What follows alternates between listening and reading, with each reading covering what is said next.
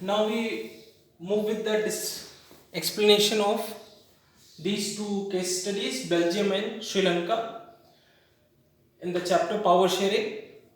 The first thing which I want to tell you that Belgium is taken as a positive case, whereas when we talk about the Sri Lanka, it has been taken as a negative case. Okay.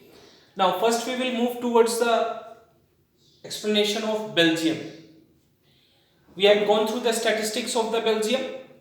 In the country it was different, in its capital it was different, and when we talk about the Sri Lanka, what was the distribution of the public on the basis of their language. Okay, now first we will go through the Belgium. What Belgium has done to make established and a very smooth governance country, what aspects they had taken, what criteria, what measures they had gone with. 4 times their constitution had been amended. Understood? Amendment means the improvement or the something had been changed in their laws for the betterment of their society. So 4 times it was done. Sometimes the question is asked, how many times? It is 4 times. Then the first measure which Belgium has taken to accommodate its public in a very healthy environment was Constitution prescribes number of Dutch and French speaking ministers equal in central government. Means Constitution had said that the number of the Dutch speaking and the French speaking ministers will be equal in the government. Okay, if the number is equal, whatever the decision, whatever we can say debates, discussions on any bill, on any act to be passed, it will be taken uniformly by these two communities. Okay, then there will be no dispute among Dutch speaking areas or French speaking areas. Understand? Next one is state government are not subordinate to central government. This is a very important point because sometimes this conflict can take place if one is having all sorts of power and they had just given a secondary post to the other, and every time if the secondary post wants to do something good, every time the upper one is dictating, no, you have to do like this. In the houses also sometimes you are doing a fairly good job, but your upper one or the senior one, he says, no, this is not the correct way, you have to do like this, and then you feel frustrated. But in the Belgium, what they had done, the state will not be the subordinate of the central government, means certain powers have been taken from the central government and given to the state government. Understood? Certain powers taken from the state central government and given to the state government, means the area of functioning and the powers are divided between central and the state. This type of government, what is the name of this type of government? It is called federal. Okay, federal government. This we will study in our next chapter, which is totally based on this type of government. Now, the third one is Brussels has separate government. Both communities have equal representation. We have gone through the capital of Belgium, Brussels. There we have seen that the French speaking is more and the Dutch speaking is less. So there a separate government was made. And that separate government also have equal number of ministers of Dutch and French speaking. Understood? Means you will see that at the same time in a country, two governments are running and they both are having equal representation of each community, due to which you will see that the Belgium had become a state of good governance. Their peoples are not facing any type of problem. Understood? Now the last and the most important, and it is the unique type of government. None other country in the whole world is having such type of government.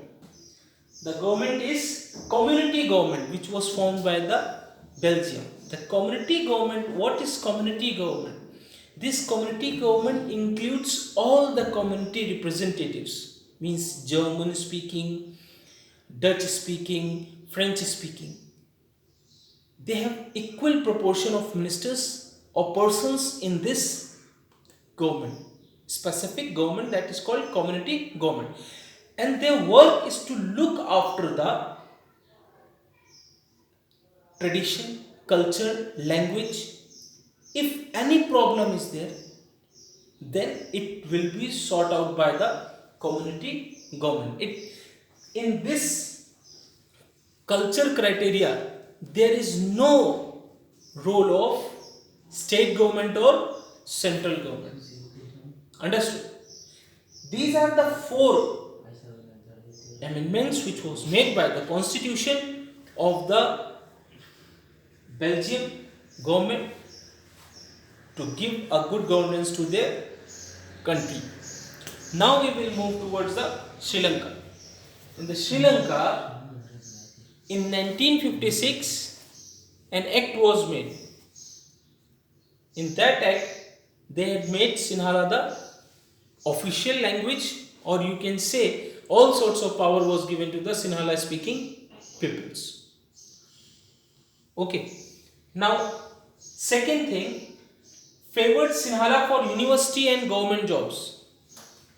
Sinhala speaking persons, first, what the major drawback they had done was, they had been given the title of official language.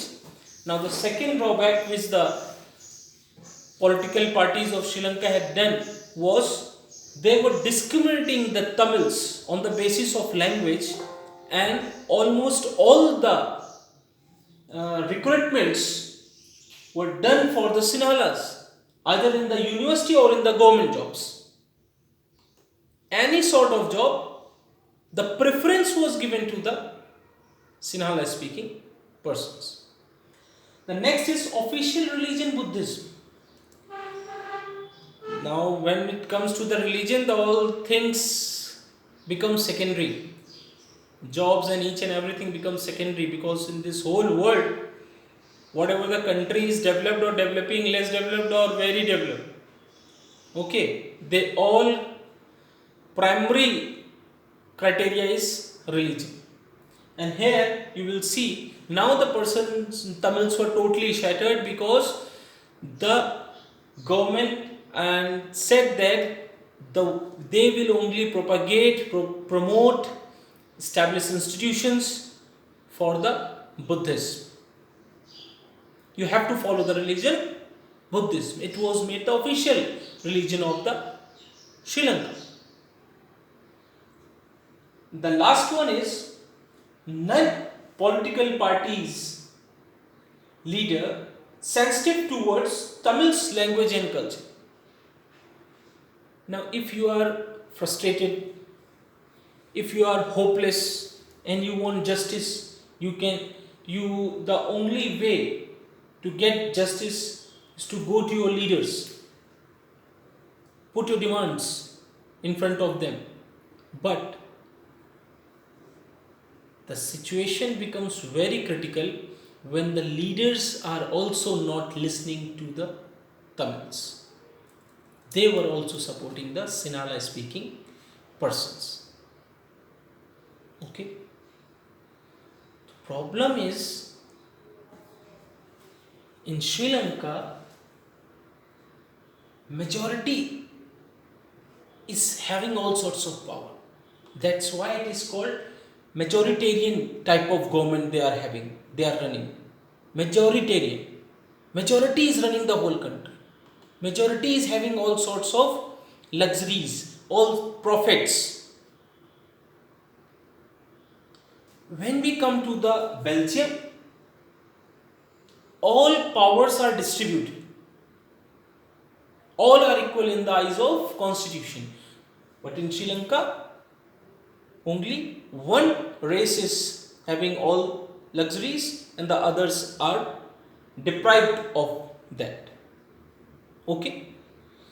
This condition led to the civil war in the Sri Lanka. Civil war is a situation where a war within the country happens among the government and its dissatisfied public. That is called civil war, and it is a very critical situation because now we are having a war with our loved ones. Okay. Now the next topic we will go through, it will be the forms of power sharing.